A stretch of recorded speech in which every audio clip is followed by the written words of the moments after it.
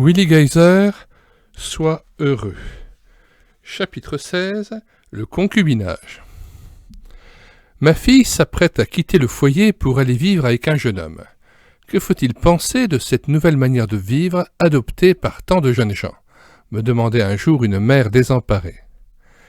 Un jeune homme vient d'apposer 2 noms sur la porte de son nouveau foyer, le sien et celui d'une amie, car désormais ils vivront ensemble sous le même toit, comme s'ils étaient mariés.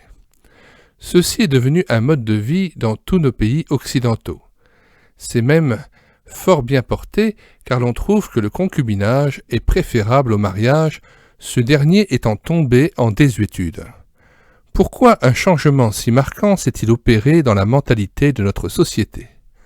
Sachant que nous assistons à l'écroulement des valeurs qui, de nos jours, sont méprisées et rejetées, il est fort aisé de comprendre cette nouvelle philosophie concernant la vie à 2.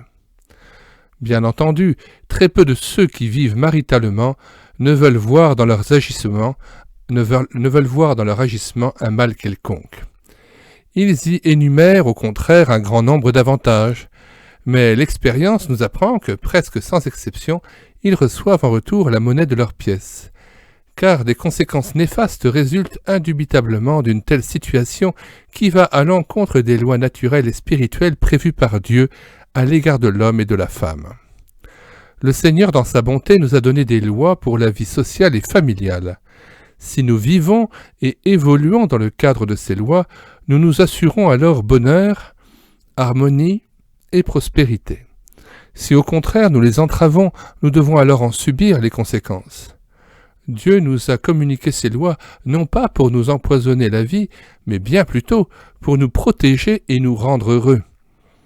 Mais l'homme veut souvent savoir mieux que Dieu et préfère vivre à sa guise. Certains vont peut-être demander « Quelles pourraient alors être les conséquences néfastes d'une union libre ?»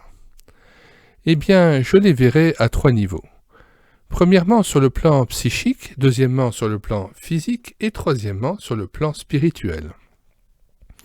Regardons chacun de ces points d'un peu plus près. Les conséquences sur le plan psychique. Dans cet aspect, la jeune fille est davantage concernée que le jeune homme car elle a besoin de se sentir aimée véritablement. Elle tient à ce que son conjoint s'engage pour elle et lui assure une sécurité entière. Or, dans l'union libre, elle est dans une insécurité constante et ne sait jamais quand le jeune homme en choisira une autre. Sur le plan affectif, elle n'est pas rassurée non plus, elle ne sait pas si son partenaire l'aime sincèrement ou s'il ne l'aime que pour lui-même, égoïstement, dans le but de satisfaire ses passions. Si un homme dit aimer une jeune fille et n'est pas prêt à s'engager envers elle, son amour pour elle n'est alors pas véritable. L'amour vrai est prêt à s'engager, à se donner pour l'autre, comme l'enseigne d'ailleurs l'Écriture dans Éphésiens chapitre 5 verset 25. « Marie, aimez vos femmes comme Christ a aimé l'Église et s'est livré lui-même pour elle. » Christ s'est donné lui-même pour l'Église. Il s'est engagé jusqu'à la mort pour elle. Et la Bible dit que c'est de cette manière que les hommes doivent aimer leurs femmes. Ainsi, d'une vie à 2 hors mariage, il résulte un sentiment d'insécurité mais aussi souvent de culpabilité et de honte. Les conséquences sur le plan physique, les gynécologues pratiquant l'avortement s'enrichissent en quelques mois, le nombre de jeunes femmes qui font appel à leurs soins est incalculable, mais rares sont celles qui voudraient passer une 2e fois par une telle expérience. Les enfants illégitimes en grand nombre nous témoignent à suffisance des méfaits, souvent graves, imputables à une vie déréglée. Pensons aussi aux maladies vénériennes qui prolifèrent dans notre génération. Combien de jeunes gens, au seuil d'une carrière professionnelle promettante, ont dû abdiquer à cause de leur situation irrégulière sur le plan conjugal. Le concubinage brise aussi les éléments de base pour un avenir solide. Les conséquences sur le plan spirituel. Le commandement de Dieu, « Tu ne commettras pas d'adultère » n'a pas changé, il est encore valable aujourd'hui.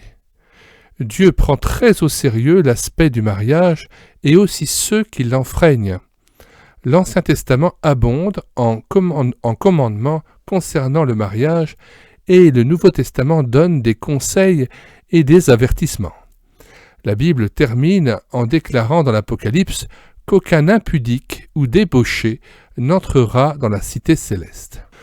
De plus, Dieu ne condamne pas l'acte seulement, mais aussi les pensées et les intentions. Matthieu 5, 28 dit « Mais moi je vous dis que quiconque regarde une femme pour la convoiter a déjà commis adultère avec elle dans son cœur. » Si alors l'intention seule est sévèrement condamnée, combien plus l'acte le sera-t-il ? Si ce péché est devenu le mode de vie contemporain, il est alors grand temps de se repentir. Ne vivez pas sous la condamnation de Dieu, vous n'y serez jamais heureux, mais mettez plutôt votre vie en règle en venant à Christ et en confessant votre péché. Le Seigneur semble avoir en réserve une compassion toute particulière pour cette forme de péché. Si vous venez ainsi au Sauveur, vous allez découvrir que Christ peut vous donner ce que vous cherchez au fond de vous-même. Il est écrit « Fais de l'Éternel tes délices, et il te donnera ce que ton cœur désire » Psaume 37, verset 4. Ainsi, ne coupez pas l'arbre au pied pour y recueillir les fruits. Prenez les voies de Dieu, et vous réussirez. Ne ruinez pas votre avenir, votre corps et votre âme pour l'éternité. Beaucoup regardent malheureusement le mariage et disent « À qui peut-il vraiment profiter ?» Eh bien, la réponse est simple, à tous ceux qui veulent s'épargner une vie étiolée.